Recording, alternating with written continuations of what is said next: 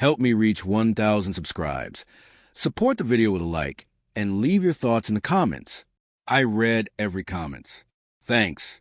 I never planned on driving past my wife's office that afternoon. It wasn't suspicion. It was convenience. A supplier's yard sat 2 blocks down from where Elizabeth worked, and I had a gap between meetings. I figure I'd surprise her with coffee, maybe steal 5 minutes together like we used to. Nothing dramatic, just normal. When I pulled into the street, the first thing I noticed was the quiet. Her office lot was packed by noon. Teachers, staff, parents drifting in and out. That day it looked abandoned. I slowed, telling myself it was lunch hour or some off-site meeting. I parked anyway. Her car wasn't there. I checked the dashboard clock. 12:17 p.m. Elizabeth had texted me at 10 saying she'd be buried in work all day. I stared at the empty space where her silver SUV usually sat and felt a small, irrational sting.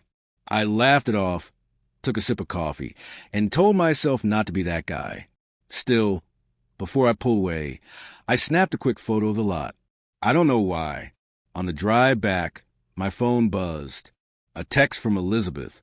Running late. Meeting stacked. Talk tonight?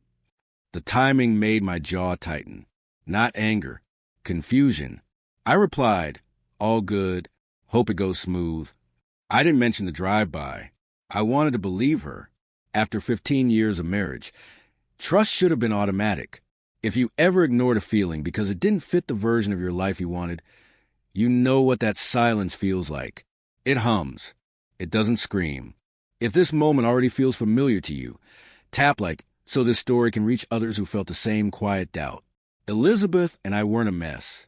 No shouting, no cheating accusations, no obvious cracks. We were efficient, functional, bills paid, dinners planned, conversations polite. Somewhere along the way, passion had been replaced with schedules. I told myself that was adulthood. That was marriage. That evening she came home late, shoulders slumped, smile tired. She kissed my cheek, not my lips.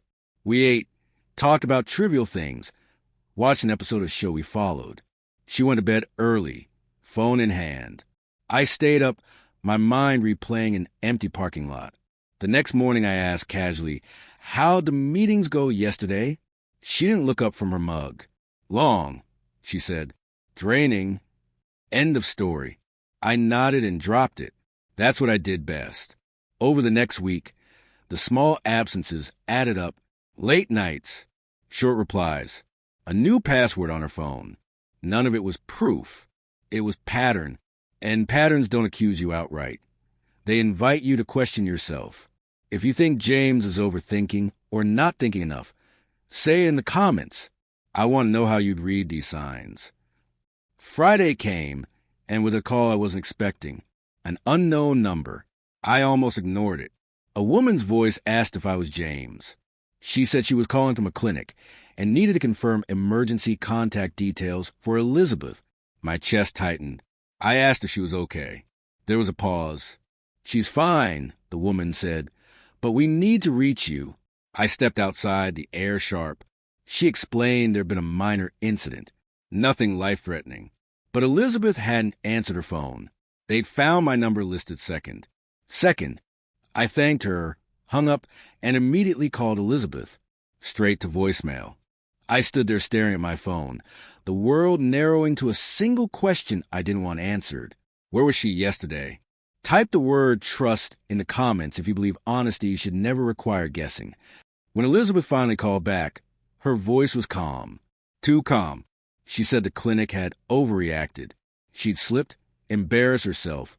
Didn't want to worry me. I said okay. I said all the right things while something inside me rearranged itself. That night, lying beside her, listening to her breathe, I realized trust doesn't usually shatter. It erodes, one unexplained moment at a time. If this story hits close to home, consider sharing it with someone who understands how silence can be louder than words. Saturday morning arrived without ceremony. Elizabeth moved to the kitchen like nothing had changed, humming softly, hair pulled back, wearing the blue sweater I once told her made her eyes look brighter.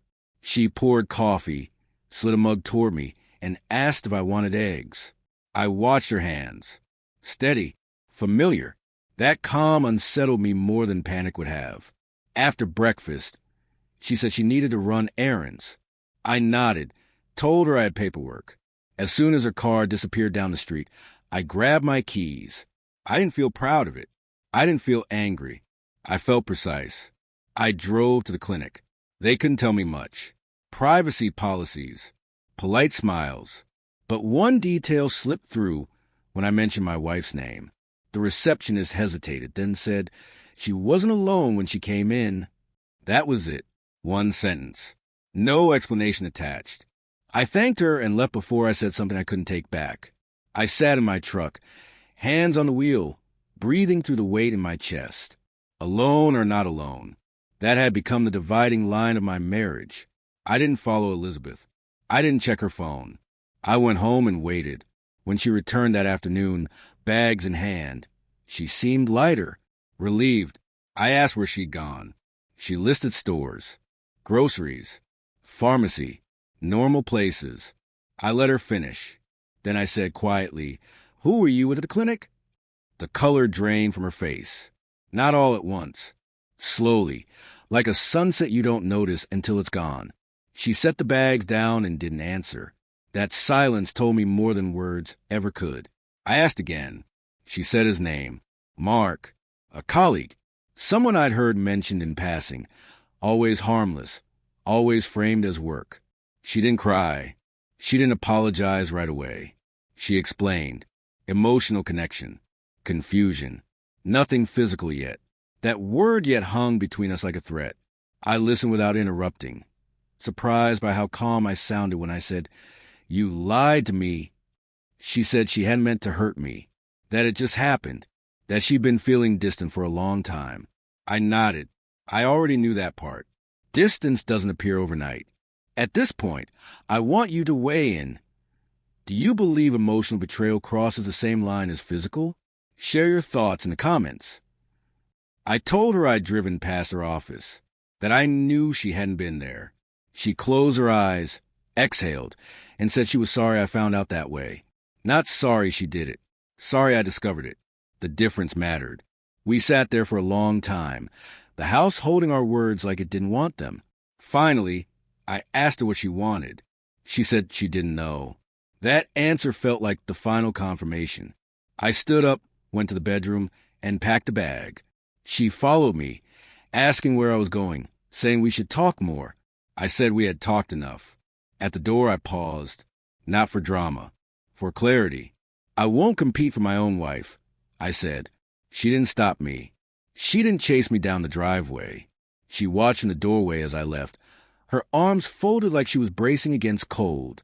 Driving away, I felt hollow, then strangely steady. Betrayal doesn't always come with shouting. Sometimes it comes with calm explanations and unfinished sentences. If you've ever faced a moment where self-respect mattered more than comfort, type the word boundary below. I stayed with a friend that night, slept deeper than I had in months.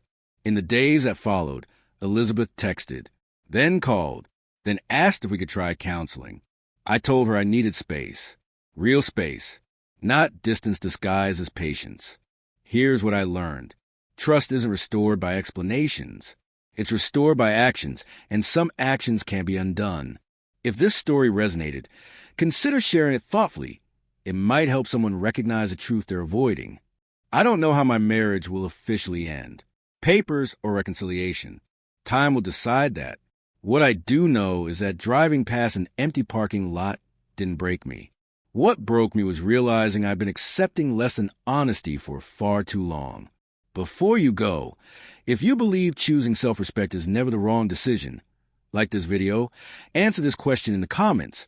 Would you have stayed or left, and why? Subscribe for more stories that explore the moments that change everything.